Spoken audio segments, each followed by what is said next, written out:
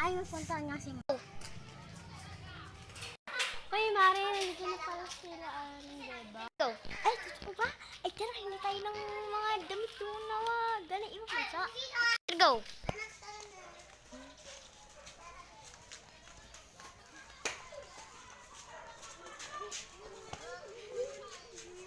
Ba't kayo nasunod sa amin?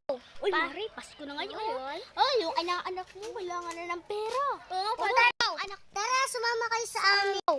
Pati pengi din yung damit yung inaanak mo. Sige. Bibili tayo dun sa buhat-buhat.